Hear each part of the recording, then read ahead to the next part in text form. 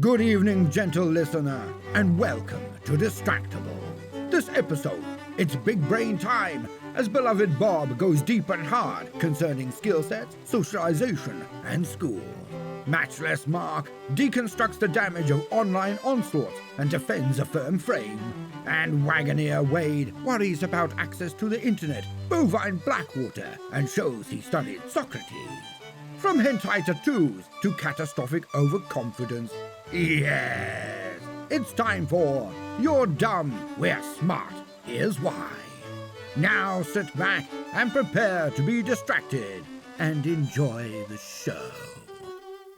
Hello and welcome to another episode of Distractible. I'm your host and I'm so excited about it because I won the last episode because I'm the smartest and the funniest and the prettiest and I have the juiciest lips. That last one may or may not be true, but... No, my lips have been kind of chapped. It's real dry here. Yeah, mine are very chapped too. Mine are like crispy dry, but we'll get to the bottom of that and many other things, I'm sure, during today's episode, where I will be joined by my two contestants and losers of the previous episode, Mark and Wade. I didn't lose, I hosted. Okay, Mark is definitely the loser of the previous episode. Yeah, I would understand that, but I'm defending Wade here. Wade is just sort of in that category with you. He's in the same category as Mark, which means he is a contestant, and which de facto means he's also a loser. Or got caught on my knee mid-celebration. See? Loser activity right there. This is a little antagonistic. I feel like this is just...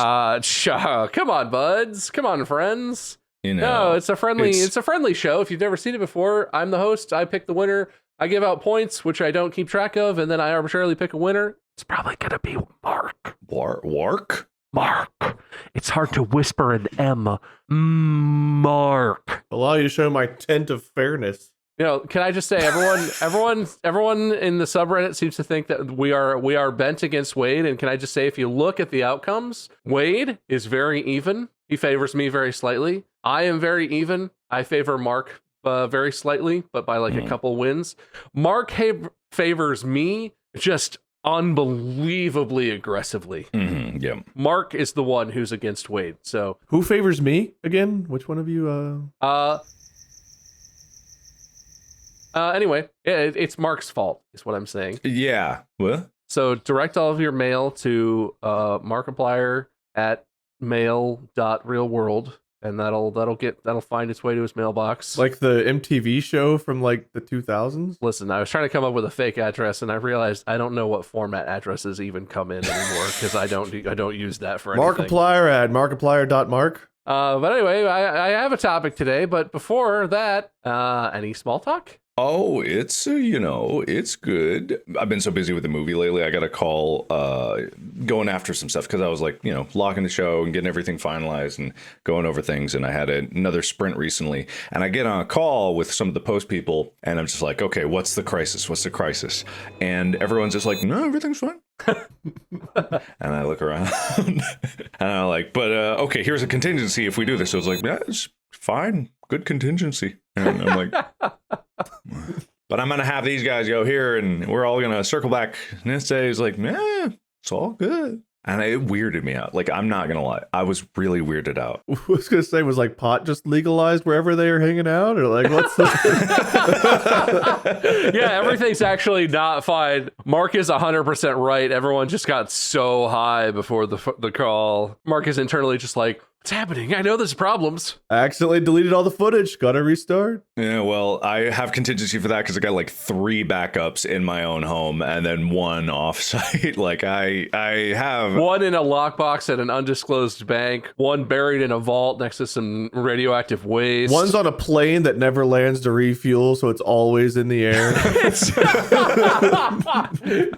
It's got AC-130s flying up to refuel at mid-flight, 24 hours a day in a randomly generated flight path orbiting. No, it's. I mean, you got to protect the footage. You don't get that. You definitely don't get that back. Yeah, 100%. It's funny because making YouTube videos, I've so many times in life I've been like, I mean, I don't even film as much as you guys have, but I filmed enough stuff where it's like, do I need to keep all of this raw footage for all these things that I have edited into videos, and eventually it's like, no, well, there's nothing in there. All the good stuff's in the edit, probably. It's fine. That's inconsequential. That is actually all just bullshit mostly. But the movie stuff is like, there are a lot of people who made that happen, and they will never all be in the same place again at the same time on the same set. It's irreplaceable. I still have almost all of my videos, not the unedited versions, but all of my videos backed up on like my hard drives. Oh yeah, and it's like, I don't know how many terabytes it is, but I forget how many terabytes you said the movie was, Mark. It was like 90 or something. Right now it's pushing 100.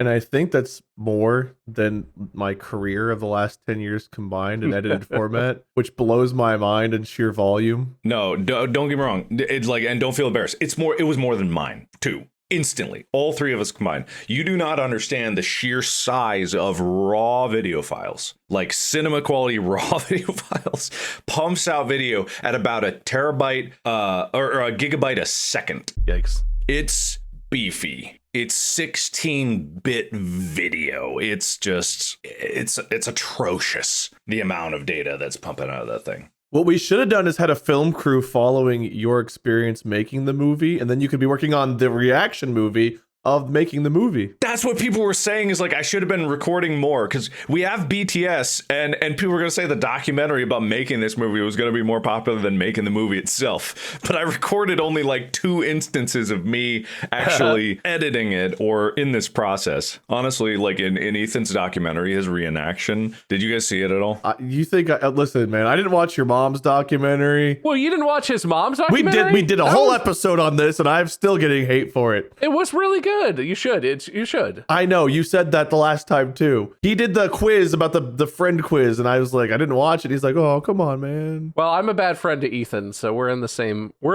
boat here, Wade. It's okay. We're in the bad friend boat. Look, it's fine. Shout out to Brain Leak. It's his podcast. He reenacted the thing in the podcast. It was very I fun. can see it. I did see his tour. Tour was good. That the thing was about. He had to make the tour to do the. I almost got a tattoo. Which I mean, I never ever getting a tattoo, but he had a guy there who was like, "You want a tattoo?" And I was like, "No." But you hesitated. You paused for a moment. You're like, Who was there? I think Pat was there and got one. But like he didn't eat lunch or dinner that day, and he like got woozy while he was getting the tattoo because he was like dehydrated. What are we talking about? I don't know. Wade, your small talk. This is a random little side note. Do you remember? So whenever I went to Ocean City with friends a while back, The trip that Mandy and I were there for? I wasn't there. I was there the year before. I wasn't there the year you guys were there. Okay. But we got henna tattoos. But I don't know if you remember that word, Bob. A couple of years before, we did an indie popcon thing where we were doing a charity event, and the loser between Bob and I, we were leading teams. The losing team, the leader, Bob or I, had to get a henna tattoo if we lost. All day, all weekend, I was promoting this event, walking around the convention, meeting fans. Some of them were like, our age, some were younger. I have a visual of talking to a kid who was probably like, I don't know, between 10 and 12. And I was telling him and his parents about the event. And all weekend, I was calling them hentai tattoos instead of henna. And I remember telling this 10 to 12-year-old kid in front of his parents that between Bob and I, the loser has to get a hentai tattoo. And like his parents looked a little like, I was like, I know, right? That's crazy. Thinking it meant henna. The mom was like, oh, weird. What is that? And the dad was like, yeah, what is that? What is that? What is that? I don't know what that is either. So I remember that, and the embarrassment that came back once I found out what I had done, because I legitimately didn't know there was a difference between those two words. It still haunts me. It's one of those things that still haunts me to this day. Like I get the cringy, like, ugh, I gotta like shake off when I think about it, because I remember them looking at me and my reaction of like, I know. I'm more surprised that both of them knew instantly what that was. Well, I mean, they were parents of a 12-year-old. They were probably like what, 35. You know what? I am curious about that. We have a wide range of listener demographics here. Go to the subreddit and maybe this is a bad thing to encourage. Don't look it up without looking, without cheating. Just say yes or no if you know what that is without looking, and don't look what that is. Do you know the difference between hentai and henna, or even just what hentai is? And if you don't know, that's good for you. You're better off for that, probably. Yeah, but you're just like corrupting the It's look, bleep it out, editors. No, they were gonna look anyway. They were gonna look. What Bob's trying to say is Google hentai, especially at work. Yeah, no, do it on a work computer, do it on a government computer, anywhere where you know someone's watching. That's how you get the good stuff, right? I was just saying to Amy last night, it's crazy that we as people can cast the spell formative memory at any point, just instantly. Just, formative memory. And this is, it's a very irresponsible spell to cast. And this is irresponsible of you, Bob. That's okay, because I won't remember it for reasons we're about to discuss. And this is not the topic of the episode. I kind of wanted to make it a whole topic, but this is kind of just small talk, really. But I want to talk about it because I think it's interesting and I'm curious. We have talked about aphantasia before, which if anyone watching, listening doesn't know or hasn't seen that, aphantasia is the phenomenon or condition, I guess, where a person like myself, I am a fantastic. I can't envision things in my mind. When I'm imagining stuff, I don't see like a visual image. And there's a whole spectrum between pure blackness all the way to completely vivid, realistic imagery that people are capable of envisioning in their mind's eye. And we've talked about that I'm basically just, when I close my eyes to imagine stuff, it's like pitch black. I got nothing except maybe a little like twinkly. It's basically nothing. But a thing that is becoming more widely researched and rather tightly associated with aphantasia is a condition, I guess, or I don't know, a state of being called severely deficient autobiographical memory, or SDAM. And this is basically because the theory is, one of the working theories is, people who have aphantasia, because I don't have a very visual memory, it affects my autobiographical memory in a way where I struggle to recall my own life events in particular detail. I've been going on Reddit and websites and places that talking about aphantasia with other people who have it and people who are researching it and stuff. And it's like a growing topic. And this is something that I think is interesting. When you guys imagine your own lives, your autobiographical memory, do you feel like you're time traveling back? Are you watching a video? Are you reliving it from the first person perspective? Because I'll say when I imagine my own life, it's almost 100% emotional. The things that I do remember very vividly, like I would say I remember James's being born. I remember the like 48 hours around that. I remember my wedding day and the stuff around that pretty vividly. The memories that I have are almost completely emotional. I don't see I don't imagine visual things, but I don't see visual memories either. So it's like, I remember how the hospital smelled. I remember what we ate. Mark, you were in my wedding party before the wedding, and we were like putting our tuxes on and that sort of stuff. Like, I remember what happened, but it's emotional. It's how I felt, how something smelled, how whatever, like that sort of thing. How are your personal memories? I'm just super curious. Well, here's an example of it, because I was just trying to think about it. As soon as you said I was in your wedding party, I suddenly got like, boom, like a flash of the church. Or not the church, the schoolhouse, old schoolhouse, converted schoolhouse where the reception was. Oh, yeah. It's like a red one-room schoolhouse. Yeah, and I think I remember the church. I think that was... It's a pretty distinct church as well. It's like very... Yeah, because it had like the triangular alcove and double level above it. And then for some reason, though, I think my memory works in terms of like, I'll get a flash of some image from there, and then my brain starts to fill in details, because now I'm imagining, for some reason, I think there were candles the size of like marble pillars, like on the sides. And I'm like, I don't think there were candles that big. That's not that far off. There might have been large candles there, but that's where there were large candles. Yeah, my imagination fills it in and exaggerates it. So it's like I will grab onto certain identifying details, and then my imagination like scales something up when there was an inconsistent. Like if I never paid attention to something in my memory, then my imagination is like, I know it qualifies it with certain like details. Like it was big and a candle, therefore it's like suddenly it could be pillar sized. So it's there's some exaggerated inaccuracies to my recollection. Do you feel like you're watching that as like a camera on the wall? Do you feel like you're seeing through your eyes? How does it feel in terms of experiencing it? It's kind of that thing where it's like when you said I was in your wedding party, it went that first person, like I remember seeing that, and then it kind of floats around it as I analyze certain things and try to recall certain details, because I don't have perfect photographic memory. I can't replay the video where it was, but I do get grabs and instances of imagery that I remember. And then I'll start to float around the space as I try to recall what was there. And I'll try to build the dimensions of the space that I was in and try to recall that. And then that's where things get really loose because I don't have any concrete definitions of the room. And so that's where things scaling wise can get kind of freaky. It's like, for me, like a clips highlight video combo. It's like I'll have, like, if I think to my wedding day, I can hear, see, smell, like visualize, see the sky. I have like a clip. It's like watching a clip of a moment. Like whenever I first saw Molly in her dress and we were getting photos, I remember turning around, seeing her, the emotion, like everything else. Turning around. Like,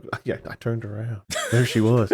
But like I can play that clip. But then like the video ends and it jumps to a different moment. And then like that little clip ends and it jumps to a different moment. And then like Mark said afterward, it's like I kind of start piecing together the whole venue by taking like a whole bunch of like those, I don't want to say taking those clips, but like after I relive some of them, it's like, oh yeah, okay, now I can picture the lodge we got married at. I can see different things. I can whatever. The one thing that's weird to me though is there's one moment from our wedding that's not like that significant. We were leaving. It was after everything was over with. We were like packing up some of the stuff we had and leaving because we had to be out of there by a certain time. And I remember like grabbing, I think it was the wagon that our flower girl was in. But I don't see that from my first person perspective. I see it from a third person perspective where I see like my silhouette grabbing the wagon and like the people around me in that moment, which is weird. But that's how my brain puts that back in my head, is like, oh, there's a zoomed out, like I'm on the second story of this building looking down at Wade picking up a wagon. Why is that how I see that? I don't know. But there's always these little snippets of video with sound and smell and everything else attributed to them where I can relive it to some extent. Interesting. But they're still mostly emotional moments with some exceptions. I mean, that wasn't that long ago, but if I go back 15 years, it's the emotional moments that I have those memories of that are vivid. I wouldn't say, I say like there's a separate category for the emotional stuff, but really it's not terribly emphasized in the memories that I have. Like I remember being very moved by both of your weddings, but if I recall them, I don't really recall the emotions of the moment. I recall like the physical characteristics of it and like in kind of slideshow snapshot of different key moments. And then I would have to, again, fill in the details. So like I'm bawling. I'm just like two garden hoses of tears just out of my eyes. But the feeling of it isn't really there. Yeah, no, I would say to anyone out there who finds any of this at all interesting, or if you think you might have aphantasia or whatever, it's a fascinating thing. Even if you have a perfectly vivid memory, I think it's a fascinating thing to hear about how different people perceive the world and experience stuff. Mm-hmm. And I was not clear up front. I sort of implied that I have ASDAM, and I don't think I do. Just the way that my mind works, I think I have a reasonably good autobiographical memory, but I do think I lose things because I don't have as much detail in my imagination. Mm-hmm. But like people who have severely deficient autobiographical memory say that it feels almost like they're telling stories about other people when they tell the stories of their own past, that they're fully aware that these things happened, but they have no memory or like perception of themselves as even being part of it. And so it's like I'm not saying at all that I fall into that category. I was going to say with the way that you described like the bathhouse story and some of the other stories you've told, like you're the best storyteller I know, I think. It would be mind-boggling if you didn't remember them and you told it like that. I think my lack of visual memory allows me a lot of creative liberty in telling those sorts of stories. I think part of the reason my personal stories are so outlandish is because that's probably not 100% accurate recollection of exactly how it was.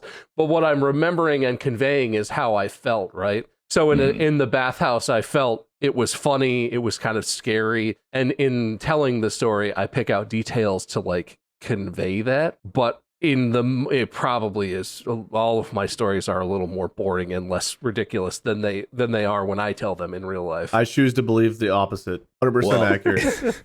I think that the key element here is that there is a distinct separation between memory and imagination. And imagination is kind of the key thing for, I'd say, consciousness and the conscious application of thought conjuring. You know what I mean? Memory is actually a very autonomic system, and it's the recollection of it is tapping into the files, right? So it's like you look back at that time and you try to consciously connect a neuron pathway that goes back to those memories, and you can chase things down. That's why memory is easier when you have associations. Even if it's an incredibly complex thing, the more powerful and distinct and weird the association is, this is for like memorizing vocab or memorizing anything, is the stronger the memory. So it's like it can be difficult to remember a single string of numbers. Like I was just playing the remake of Super Mario RPG. There's a thing where as a child I had trouble remembering. It was like a do re mi fa sol la ti do. You know, it was a certain string. But because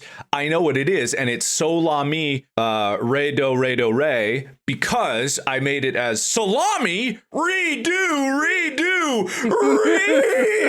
and I can remember that even though it's more complicated and it has different meanings, but because there's a lot of associations there. So it's like, but imagination, I believe, is memory is a system that you can't really control, but you can control your interface to your memory and the associations you make. So with Bob being able to tell really good stories, is like he taps into the file system, and the file system is there and has the data, and his imagination is the interpretation engine of those things. So he can then conjure it into. That's what I think anyway. I'm not a scientist, but that's what I imagine is the truth. This is a fun topic. Maybe I'll try and come up with an episode where that can be the whole discussion. But I feel like, oh, that wasn't the whole discussion? I had to stop myself too, because even talking about everything Mark just said, I was like, consciousness. What is consciousness? We could have a whole philosophical debate about consciousness. Ah, boo! Oh, the people love the philosophy. They're here for the philosophy, Wade. Some do. No, that wasn't sarcastic.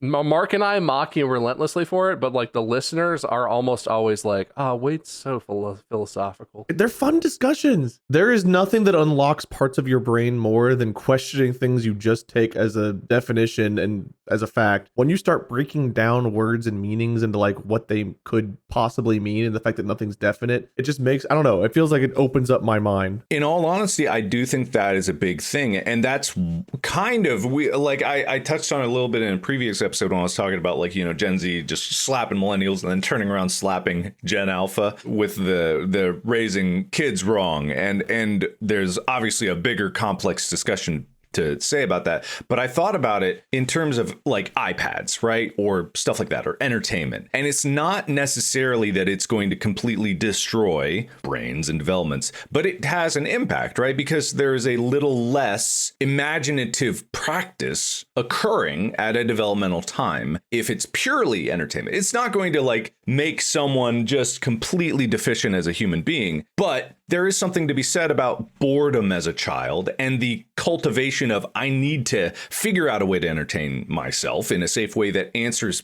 questions and creates puzzles and creates like the solution engine, you know? But again, I'm not a scientist. I'm not a neuroscientist. I'm not a behavioral scientist. I don't know the answers to that, but I could see a correlation there of you're good at what you practice. And you can practice bad habits, you can practice good habits. And there's probably some other results from being so immersed in technology that we don't know what the end result is, good or bad. We can probably see some immediate results, but it's like a lot of things in human behavior, we don't even fully understand our own brains. So we're not really going to fully understand the impacts that these things have until it's already happened. Because retroactively studying things versus like consciously watching things is going to be a completely different type of result. You know, it's complex, and that's what I'm saying. It's complex, and I don't know what I'm talking about, but it's interesting to. No, but you could theorize. And I have a lot of theories about that. But this is Bob's time. Bob, we can keep talking about this. I don't want to shut down productive conversation. I do think it's very interesting. To what you're saying, Mark, I think it's interesting. I guess the perspective I have on it, and like you said, not an expert, so this doesn't mean anything. We're just three guys shitting around, but there's a lot in the older generations now. There were a lot of people who bemoaned like Gen X and our generation, like, oh, they don't even know how to change a flat tire. Mm. They if you put them in the middle of the woods with nothing but a knife, they don't know how to survive. They couldn't start a fire without lighter fluid and a match. And it's like,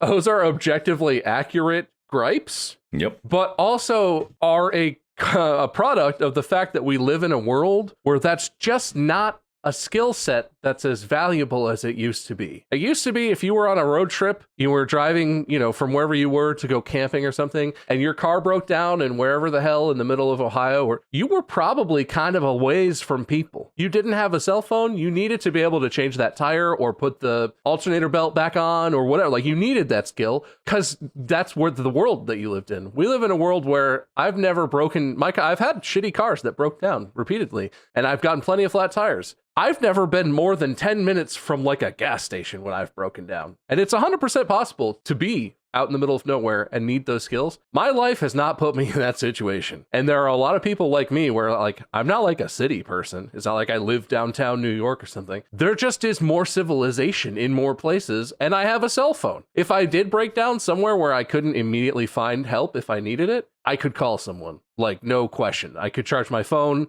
off my car battery. I could borrow my Mandy's phone. Like, there's just so many resources. And I feel like that's where we are with the next generation. Gen Z and Gen Alpha and all the like kids who are coming after our millennial generation are going to live in a world where we're like, they don't even know how social media works. And it's like, well, that in 10 years, maybe that's not the core of their social life. Yes, there are some serious issues surrounding kids and social media and self-esteem and mental health issues, but like the world that we grew up in is not the world they're growing up in. And I'm curious what that difference is going to be. What are those skills in the new world where, a Gen Alpha kid might not be able to like pay their own bills except, if it's in an app on their phone or whatever. And like, I know how to write a check and mail it. I did that, but they're going to be able to do shit I can't even imagine, probably. And I'm curious what that is. I wonder about how, like, starting off with a lot of, like, because a lot of kids do have access to, like, their parents' phones. Like, almost every kid I see at some point has their parents' phone, is either watching a video or can quickly, like, at 4 or 5 years old, navigate to, like, their favorite, like,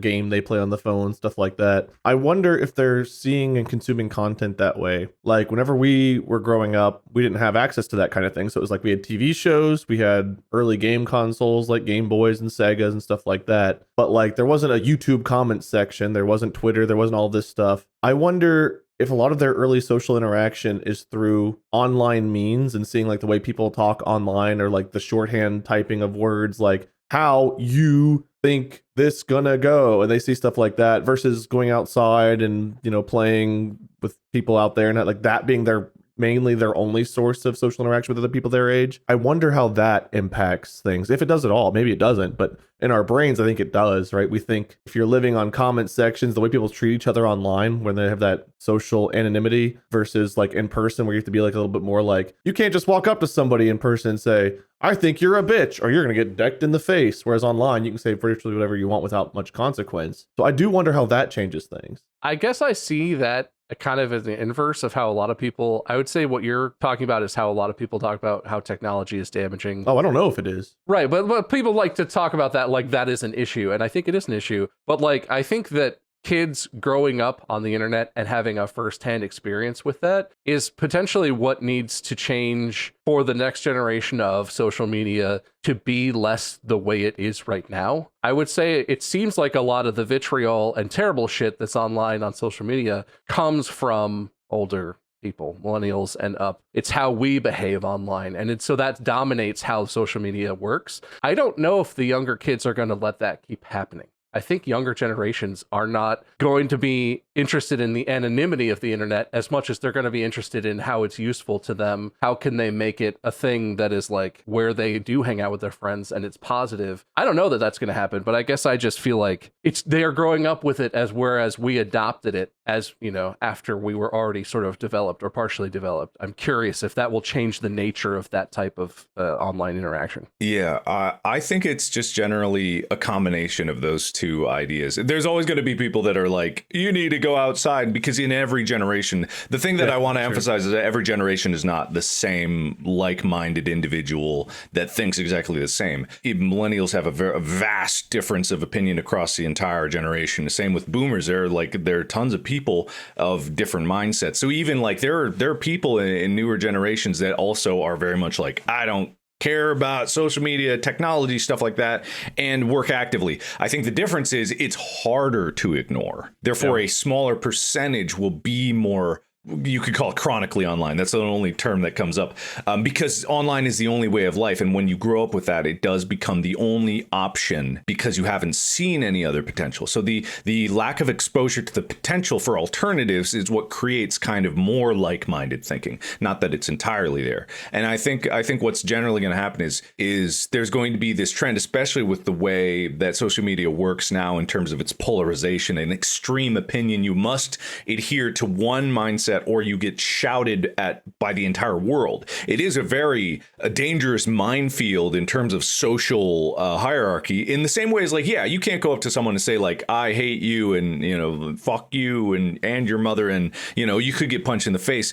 But there's also, like, the extreme social isolation of being hated by 1,000 people online at any moment for an opinion that you didn't think through of how other people are going to think about. That is just as damaging as a punch to the face. And in all honesty, some people would prefer to take a punch to the face than suddenly be hated by thousands of people. I don't know where I'm concluding with this. It's more just like I always try to consider the perspective of how this is being taken in by other people, because I don't know if there is like this gap in terms of technology between generations, but I feel like millennials and on kind of have the same baseline, because I grew up with the internet, but I was like early into it because my dad was early into it in computers, and when the internet came along, like I remember the dial-up sound since I was 5 years old, but it was different. It's a different internet than it is today because the access to it and the things online were different, and it was harder to access. So you had to have a little more problem solving to get into it. But at the end of the day, you know, it wasn't even socially based. So it is, technology is there. It is still vastly different. How old were we when, like, was MySpace the first one? I guess we had the AOL Instant Messenger. Might have been like our first like online social media. It's not really media, but it is. That was around when we were in like junior high school. Yeah, I would say middle school onward ish. So like around 2000 to 2003 sort of time was when that really blossomed. So we definitely still had that whenever we were growing up too. It was just a little bit less in our faces because we had to turn off the phones, go online, and then interact. It's not like we could just get our phone out and be on Twitter, but we still had it. Okay. Well, and we're severely unqualified to talk about this, but I guess this is making me think about schools and educators these days. When I was in school, cell phones were pretty big, and like I was in a wealthy school district, so like there were a lot more kids than maybe the average school that had phones because their parents just bought them one for their birthday or whatever. But that was like, you keep that in your locker or you get it confiscated. And I feel like that's where it was for a long time. When my brother was in school, I think it was basically that same sort of policy. But now it's not ubiquitous, but there are a lot of schools where phones are acknowledged as part of the student body that you can't just get rid of. You can't force them to get rid of. So there's like classrooms where it's like, now is not phone time, but there will be time that is phone time later. If you have one, you can get it out. Or like we're doing an assignment, and if you have a phone, you can Google some information about whatever topic we're learning about today.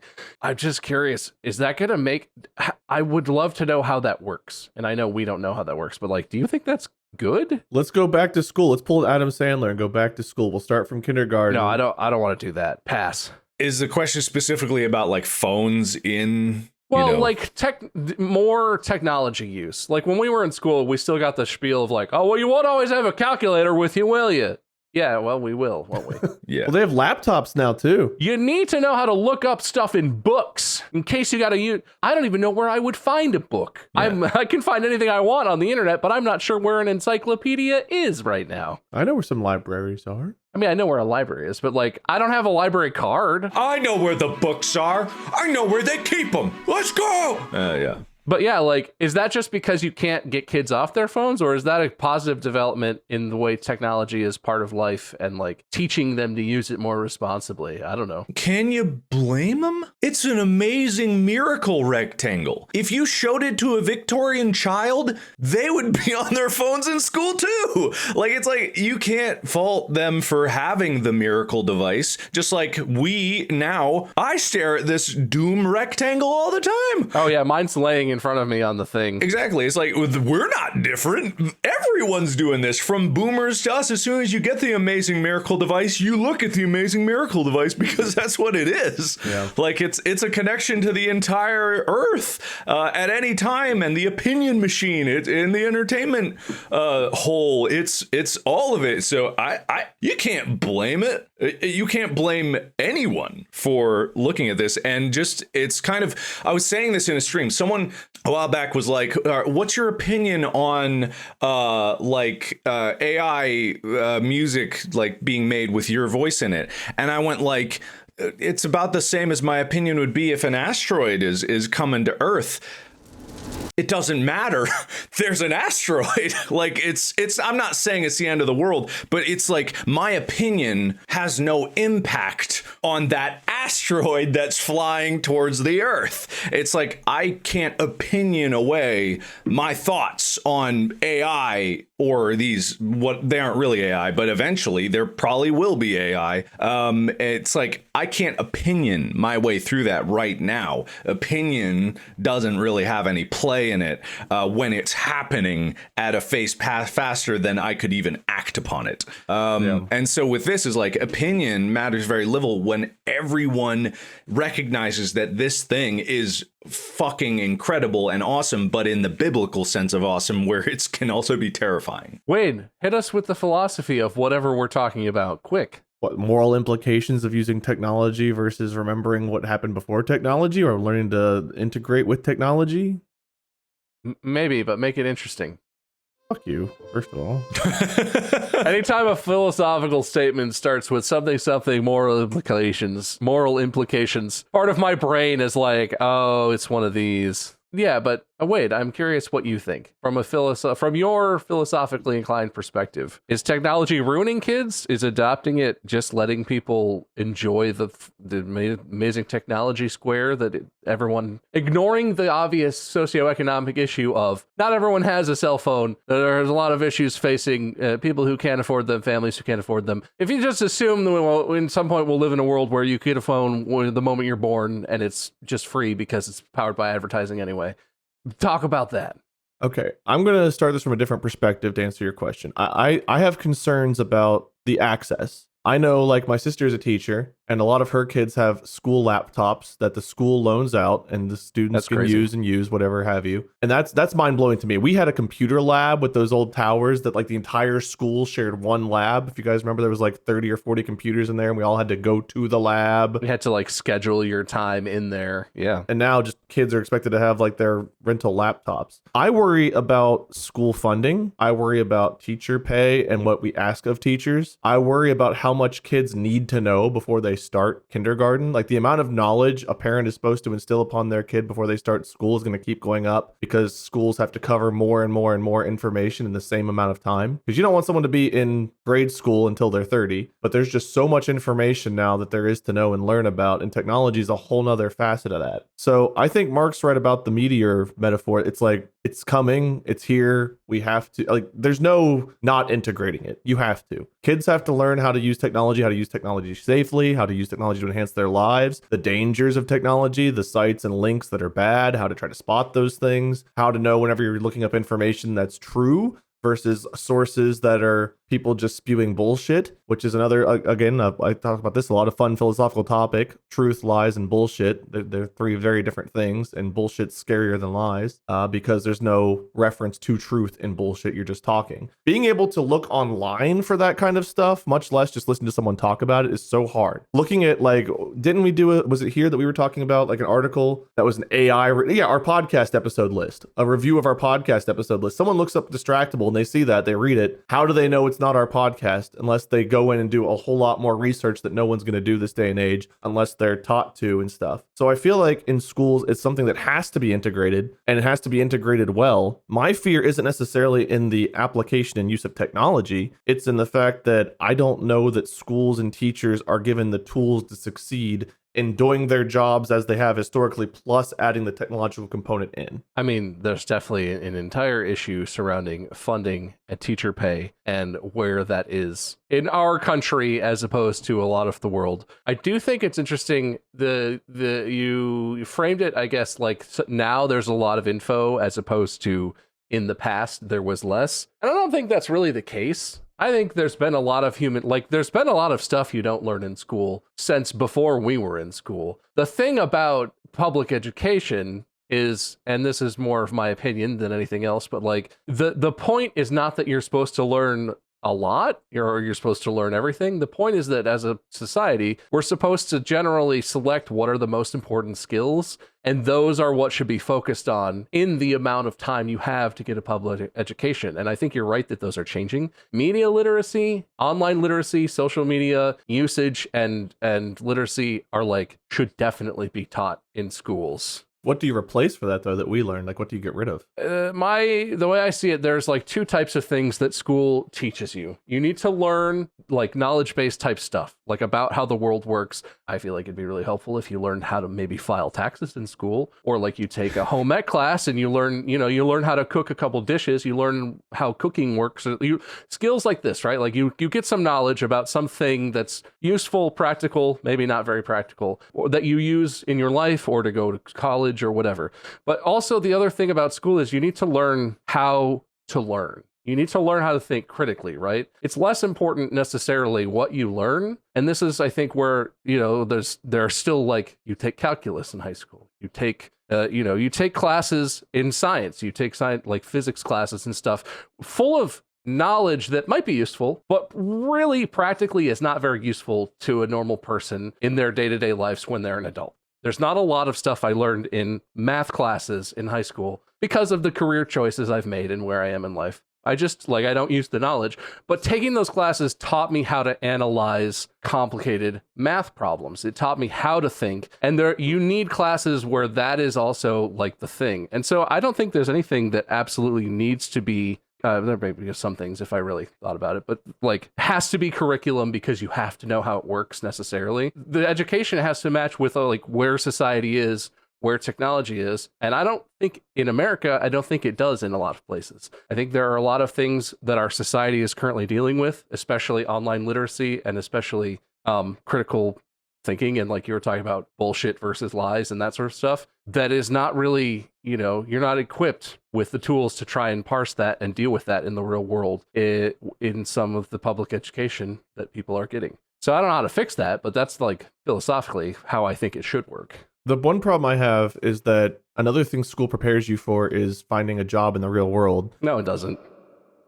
It gives you an idea. You get a taste, right? It's a sample. No, it doesn't. It is a sampler of what different things you can do. So if I didn't have any math classes and I had no idea that math was a thing or how to do math or whatever, I would never go out of my way to look for it. Some people that go into mathematic jobs, we've got our friend Jesse, does math for a living, and he tells me some of the problems he does and how in the world to solve it and shit like that. And it's Jesus. So at the very least, getting a pre-algebra or an algebra, I feel is important, because it's okay, well, if you get to that point in math, maybe you find that you enjoy it and you can pursue something in that. If you eliminate a lot of these things to make room, then you're getting a smaller and smaller sampler platter of what's out there. And I'm not saying we all have to have spelling classes till we're in 6th grade, but it gets complicated with what do you remove to make room for more things. But I agree with you, the most important things are definitely developing social skills, developing critical thinking, and so on and so forth, like you were saying. And I wish philosophy was a mandatory class, because I think philosophy did more for opening up my mind than almost anything we did throughout junior high and high school. And I took that in college, and it was one philosophy class changed my entire outlook on how I approached my future. So it's so complicated to figure out where you change things up, but we do have to adapt, like you're saying. I just don't know how you put that on a teacher to know how to do it. So there is this kind of mindset of learning to learn, and I agree with it fully. I think people should learn to learn, but the problem is people learn to learn in different ways. And I and many people in my generation are partially responsible for this thought process that school is unimportant. I'm not saying you guys are. I'm saying me specifically, because I've dropped out of college, and I have said many times, yeah, you don't necessarily need a college education anymore, has maybe perpetuated the idea that education in general is not important. uncertain. And false confidence is the death of so much ambition, because if you think that you're competent in something but you're not, you wouldn't even know that you weren't. So there's kind of a fine line between learning to learn, self-discovery through philosophy or whatever it is, and the false confidence that you have that, because no one is more confident in their surety of the universe than probably a teenager is. And no one is at more risk of falling into the ego trap of that than a teenager is. And there also is a very common trap of what you were saying, Wade, and I'm not saying this is you, but it's like there's a common joke of philosophy majors in Philosophy 101 that want to diagnose everybody and think that they know the universe. Like that also is a fallacy in and of itself to fall into. And I'm not saying that's what you're saying, and I'm not saying anything about that. It's just such a more complex issue that can come from so many different places. And the what it needs is like years of research and to reorganize the entire system of school in general, because I think that people are recognizing that school as it is today was started because they needed people to fill a very specific role of office worker that was necessary in that time. They needed people to be data and analytic machines, that when computers came around, that fundamental unit of human was not as necessary. And so it did adapt, and human and life skills were always part of it. But in the end, like the mathematical basis, geometric basis, the typing basis, or the handwriting basis, more specifically, and the cursive basis was all to emphasize this kind of like data processing worker unit. But a lot of the holdovers that we have are from those days of those fundamental things. And there hasn't been enough research into how to teach kids how to learn. And I think like there is probably an entire upheaval in the educational system that needs to take place, because now when you have tools that allow people to find knowledge so easily, especially and knowledge that could be wrong with ChatGPT, but that'll get better. I know it will. And to think that it won't is also like not good thinking. So we gotta like adapt quickly, because again, like the meteor, it's coming no matter what. Opinions don't matter, but action does. And like standing around to look at the meteor as it's falling is difficult. I'm not saying I know the answer, but the answer is definitely not one thing. I want to touch on the point about the philosophers, which again, I know you're not accusing me, but the thing I got up from philosophy is I was the know-it-all teenager that you're talking about. I was a really, really good student. I knew that I was going to be a successful lawyer and a judge if I wanted to be. Like, I knew this, I knew that. And whether we share them or not, we all have our beliefs and thoughts on big time issues like death penalty, abortion, so on and so forth. And I had my views in my head, and I knew, I knew what was right, I knew what was wrong, and I knew all this stuff. What philosophy did for me was it showed me that I didn't know anything. And I think it helps you understand why you have some of the opinions and beliefs and thoughts that you do, but it allows you to open your mind to the possibility that you're wrong. That is something that is a crucial skill to learn, especially when you're a teenager,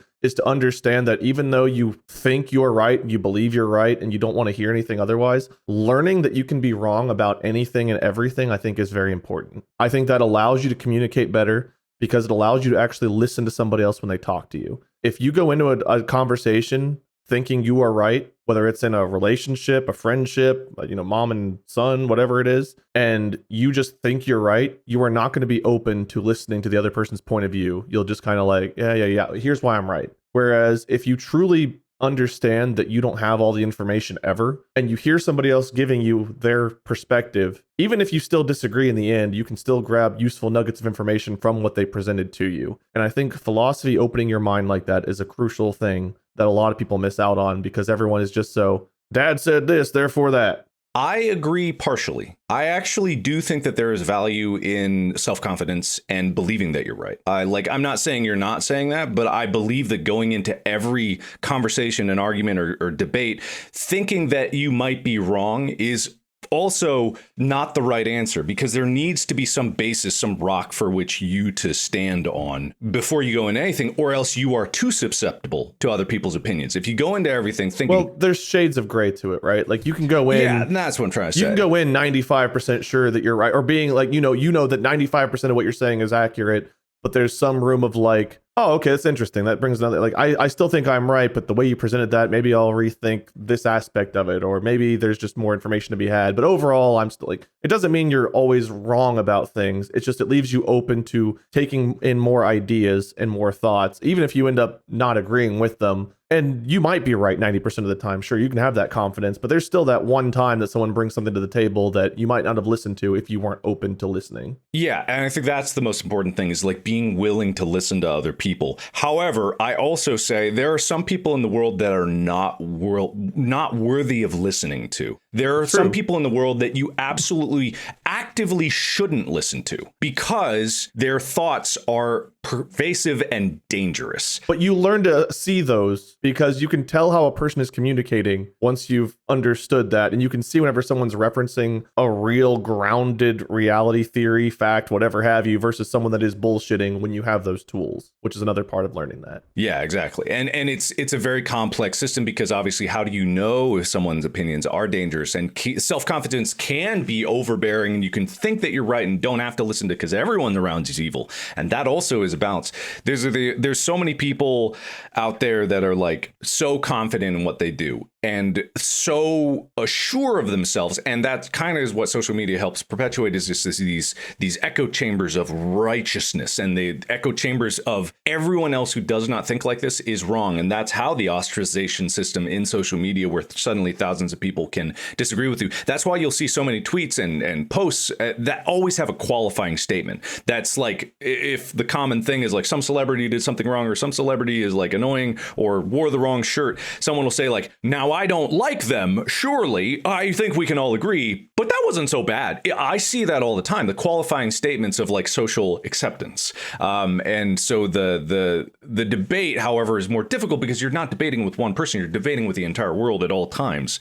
And you're exchanging information in ways that human nature was never prepared to handle. But also is largely irrelevant because the value placed on those internet-based social interactions are actually not as valuable as they seem in terms of numerical like accuracy. 1,000 to 1 seems bad, but on the internet, it's like, it actually isn't, because they don't know you and aren't willing to know you in most circumstances. This reminds me of a quote.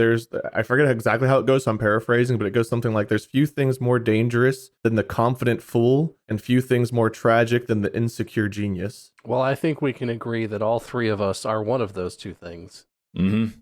The real predicament is that I need to pick a winner out of all of this. Well, the winner is clearly the person who's right.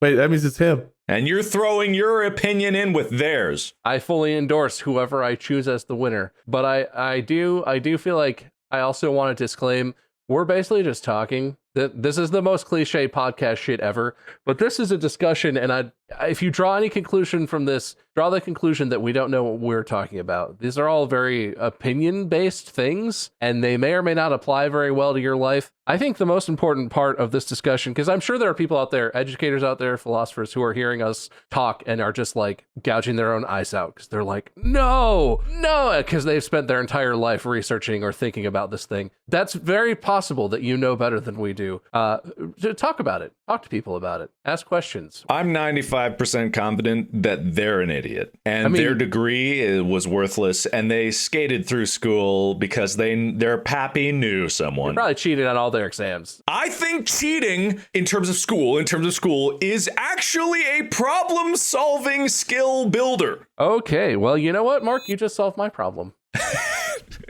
Up until that exact moment right there, I was thinking I was gonna make Mark the winner until he literally endorsed cheating to pass school. I'm not saying that's like... And I feel like I have to say that Distractible does not endorse cheating. Don't cheat on your test, kids. Learn the material even if it doesn't feel applicable. I've learned more material trying to cheat than I ever did doing homework. That's because you didn't do homework. I know.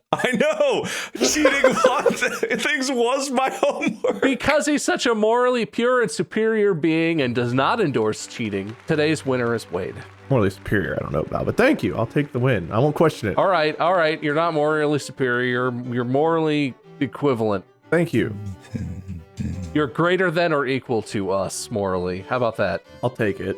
Mark, I don't know what you're so salty about. What you just said, you took the win. Why would you? Well, I don't know why you're so salty. It's fine, Mark. Just listen to my winner speech in a minute and copy it so you can say it next episode that you win. All right. Okay. All right. Cool. Yeah, no, Mark, you know what you should have done? You should have written more of the answers on the back of your hand so you could have... I should have written. Maybe should have cheated in school more. I didn't cheat in school, Mark. I just didn't learn, okay?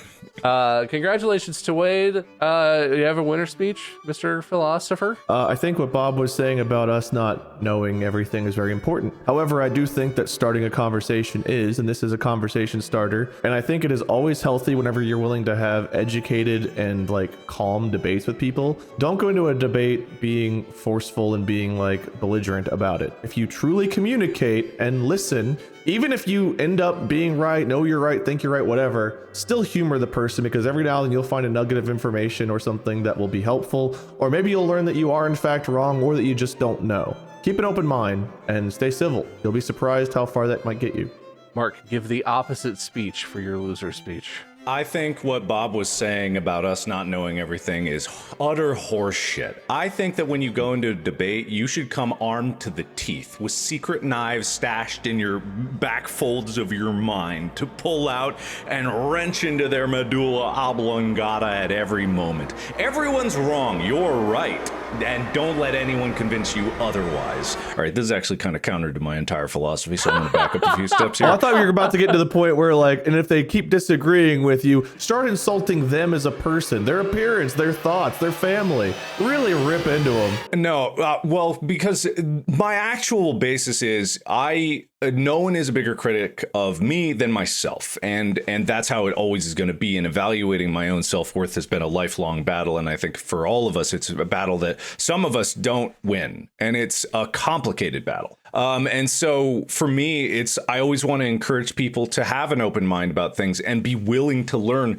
but also be willing to learn more about yourself. There's so many other things in the world to pay attention to, but there's only one you that you will ever have as a constant companion inside your own head. There is a kind of mental toughness that you can build up by having self-assurance. Having ego is not an easy thing. Having self-confidence is a very difficult thing, and it's a discipline that takes a long time to learn and a long time to wrestle with, and it can be your greatest armor in those times of adversity when you are not sure of yourself, by having the mental discipline to build up that strength of self-confidence while still not falling into the trap of full-on ego all the time. It's a tightrope. But life sometimes can be that balance between so many things. Is like, there might not be just black and white, but I promise you the gray area is much smaller than we think it is.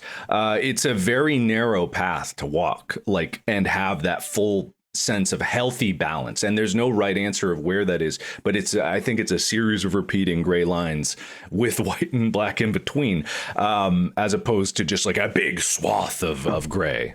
Anyway, that's my actual thoughts. I think there's a big difference between having confidence, which is a good thing to have, and having bravado or false confidence that you portray to act like you're something that you're not or know something you don't. Yeah.